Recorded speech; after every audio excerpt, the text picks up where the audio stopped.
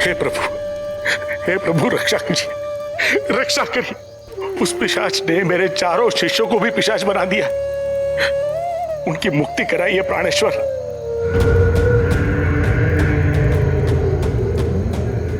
रक्षा कीजिए प्रभु, रक्षा कीजिए।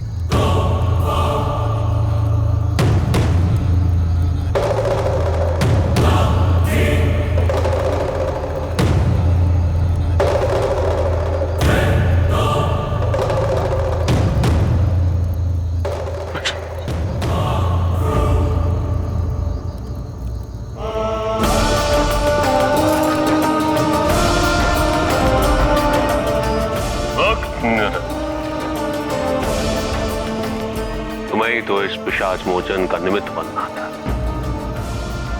अब इस कार्य में मैं तुम्हारी सहायता करूं। पिशाच, ओ पिशाच, मेरे शिष्य को लौटा दो। पिशाच।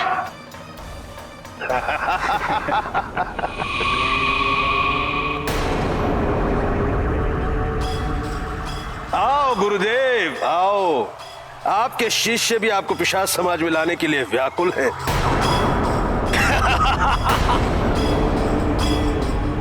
गुरुदेव आज तो एक और प्रत्याशी लाए हैं हम सब पिशाचों के लिए। अच्छा है, देखने में तो हृष्ट पुष्ट प्रतीत होता है। ये न केवल मेरी रक्षा करने आए हैं, अभी तो मेरे शिष्यों को भी तुमसे मुक्त करवाने आए हैं और तुम्हें दंड देने आए हैं। देखते हैं। गुरुजी, ये किसे ले आए? ये तो भय के कारण हिल भी नहीं पा रहा। ये रक्षा करेंगे आपकी?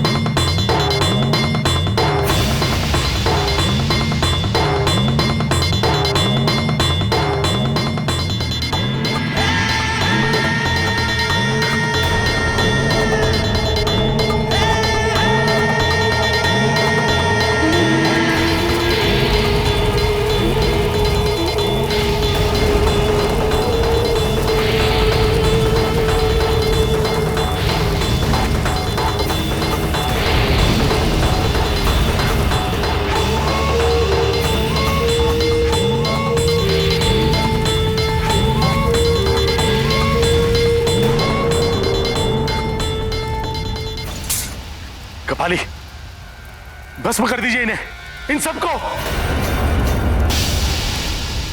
अंत पापी का नहीं, उसमें विद्यमान पाप का होना चाहिए। पापी कौन? हम? क्यों? हम पिशाच हैं, हमारी प्रवृत्ति ही ऐसी है, तो हम पापी कैसे? क्या व्याघ्र भी पापी नहीं होता? क्योंकि वो दूसरों को मारकर उसे खा जाता है। और मगरमच्छ, क्या वो पापी नहीं? समस्त संसार भी एक दूसरे के भक्षण से चल रहा है, तो फिर हम पापी कैसे हो सकते हैं? व्याघ्र और मगरमच्छ की क्रिया प्राकृतिक होती है। प्रकृति का संतुलन बनाए रखने में उनकी यही भूमिका है, इसलिए वो जन्म से ही ऐसे है। किंतु तुम जो कर रहे हो उससे प्रकृति केवल असंतुलित होती है। और ये मत भूलो कि वो तुम जन्म से ऐसे ही नहीं, केवल अपने कर्मों के कारण ही पिशाच बने हो। क्या कर्म? अच्छा भला मंदिर में सेवा करता था, सेवा का ये फल मिला? यह सेवा का फल नहीं है, अपितु उस ईर्ष्या और महत्वाकांक्षा का दंड है, जिसके कारण तुमने एक शिव भक्त की हत्या की। तो उसमें अनुचित क्या था? मैं भी विद्वान था, किंतु महादेव के अन्य भक्त केवल बृहद का ही गुणगान करते थे। क्यों महादेव ने उन भक्तों में मेरे प्रति वो भाव जागृत नहीं किया? क्यों मेरे ज्ञान से लोग प्रभावित नहीं होते थे? क्यों लोग मेरी प्रशंसा नहीं करते थे? क्योंकि तुम्हारी भक्ति, तुम्हारी सेवा, तुम्हारा त्याग और तुम्हारा परिश्रम केवल अपनी प्रशंसा के लिए ही प्रयासरत था, किंतु बृहद की भक्ति तो निस्वार्थ थी। उसे कभी कुछ नहीं चाहिए, वो केवल अपने आराध्य के बारे में ही सोचता है। जब भक्त की भक्ति इतनी निस्वार्थ हो तो उसकी दिव्यता अन्य भक्तों को अवश्य प्रभावित करती है। तो क्या प्राप्त हुआ उसे उस भक्ति से? मृत्यु। किंतु मैं पिशाच बनकर अपनी इच्छा से तो हूं। क्या तुम्हें कोई ग्लानि नहीं? क्या तुम्हें एक क्षण के लिए भी ऐसा नहीं लगता कि तुम्हें पुनः यदि एक और अवसर दिया जाए तो तुम वैसा कभी नहीं करोगे जो तुमने किया? नहीं, मुझे कोई ग्लानि नहीं है, और मैंने जो भी किया वो अनुचित नहीं था। जानते हो जीवक, यही समस्या है कि तुम्हारे अंदर अंधकार है, किंतु उससे भी बड़ी समस्या यही है कि तुम्हें उस अंधकार का बोध ही नहीं। तुम उस अंधकार में वास करते करते उसी को प्रकाश समझने लगे हो। जब तक तुम उस धर्म के अंधकार को नहीं पहचानोगे, तुम धर्म के प्रकाश से दूर रहोगे। तुमने अपनी समस्याओं का समाधान सदैव बाहर देखा जीवक, जबकि प्रत्येक समस्या का समाधान हमारे भीतर ही होता है। तुमने परिस्थितियों को परिवर्तित करने का प्रयास स्वयं किया, किंतु फिर भी तुम्हें सुख की अनुभूति नहीं हो। यदि तुम अपने विचारों को परिवर्तित करने का प्रयास करते तो तुम्हें भी वही सम्मान मिलता जो बृहद को मिला। जानते हो कि तुम में और बृहद में एक अंतर क्या था? तुमने ये सोच लिया था कि तुम भक्ति की पूर्णता को प्राप्त कर चुके हो, पार कर चुके हो भक्ति के उस महासागर को, किंतु बृहद वो सदैव भक्ति के अथाह महासागर में डूबने का प्रयास करता, किंतु उसे यह सदैव ज्ञात था कि भक्ति का आरंभ अवश्य है, किंतु भक्ति का कोई अंत नहीं। ये महासागर तो अनंत है। जिस प्रकार बीज से वृक्ष उगता है, किंतु बीज स्वयं वृक्ष नहीं है। यदि वो अपने आप को ही वृक्ष समझने लगे और उसका विकास तो कभी संभव ही नहीं हो सकता। और यही भूल भी तुमने ही की थी, स्वयं को संपूर्ण समझने की।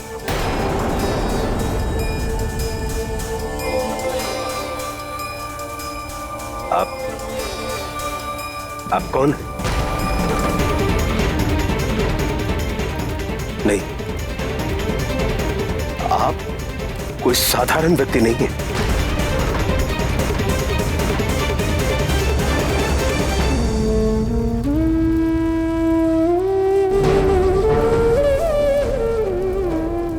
आपको मेरी जीवन गाथा कैसे ज्ञात हुई?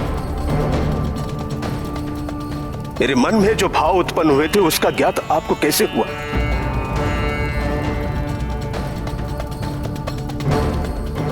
कृपा करके बताइए, इसका रहस्य क्या है? बताइए। आप जो भी हैं, आपकी दिव्यता हमें प्रभावित कर रही है। हे दिव्य पुरुष, कृपया कर दर्शन देकर हमें धन्य कीजिए।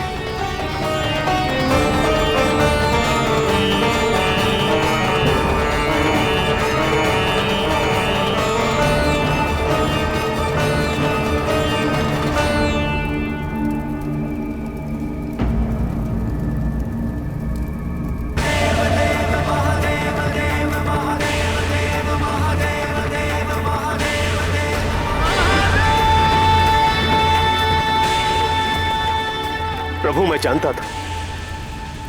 जानता था मैंने पाप किया है, किंतु उससे लौटने का मार्ग नहीं दिखता था। पर आज आपके दिव्य वचन सुनकर मुझे अपने पाप की अनुभूति हुई है। प्रभु, यदि संभव हो तो हमें मुक्त कर दीजिए इस पिशाचिक जीवन से। अवश्य।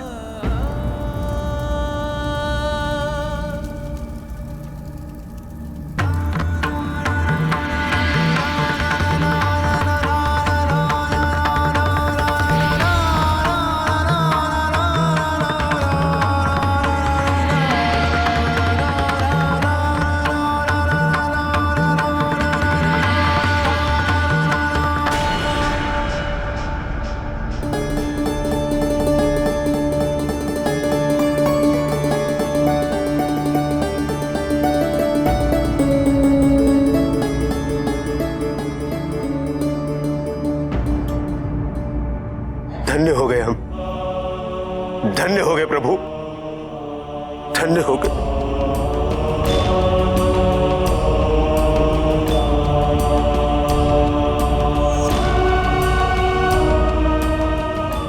प्रभु, आपने अपनी क्षमाशीलता का प्रमाण देकर इस स्थल को पावन कर दिया। मेरा आपसे निवेदन है कि आप यहां पर स्थापित हो और अनंत काल तक यहां आने वाले भक्तों का कल्याण करें।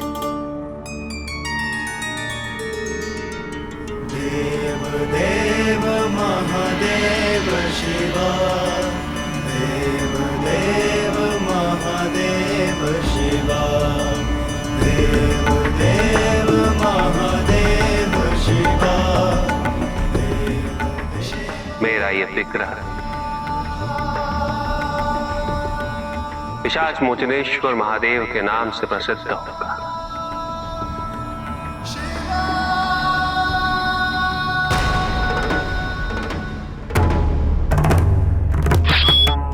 पाषाण का सामना करना हो तो प्रशिक्षण भी पाषाण पर ही होना चाहिए।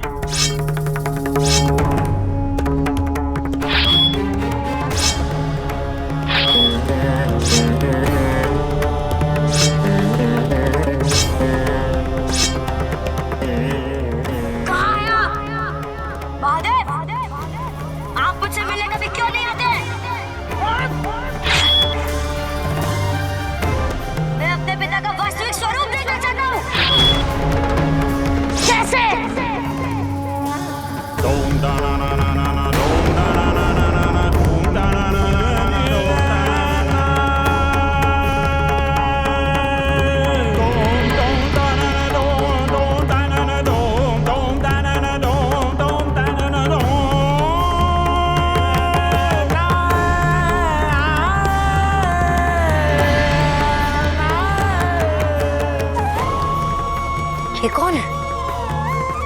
जो अनुभूतियां मुझे इतने दिनों से हो रही है, क्या ये उसका प्रमाण है?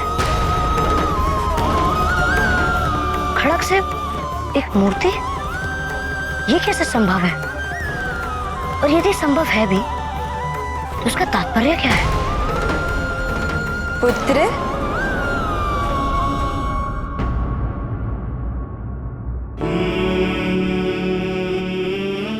माँ,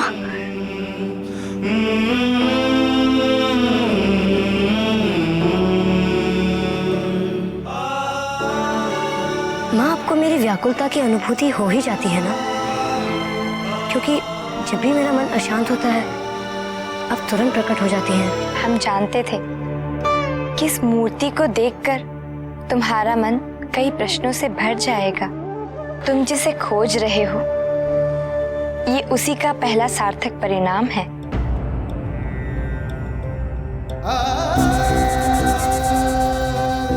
हाँ पुत्र, एक दिन महादेव अवश्य तुम्हें अपने वास्तविक स्वरूप के दर्शन देंगे। पुत्र, हम तुम्हारे प्रयास से प्रसन्न हैं। किंतु माँ, मूर्ति कला के बारे में तो मुझे कुछ भी ज्ञान नहीं है, तो फिर ये कैसे? पुत्र, तुम्हारा जन्म महादेव के तांडव से उत्पन्न श्वेत बूंद से हुआ है, इसलिए तुम में भी उनकी कई कलाएं विद्यमान हैं। माँ, क्या ये सरल नहीं होगा यदि आप मुझे महादेव का परिचय दे दें? नहीं पुत्र, तुम्हें अपना मार्ग स्वयं ढूंढना होगा, तभी तो तुम्हें अपने जीवन के मूल्य उद्देश्य का बोध होगा। और उसके लिए महादेव को खोजने की ये यात्रा अनिवार्य है।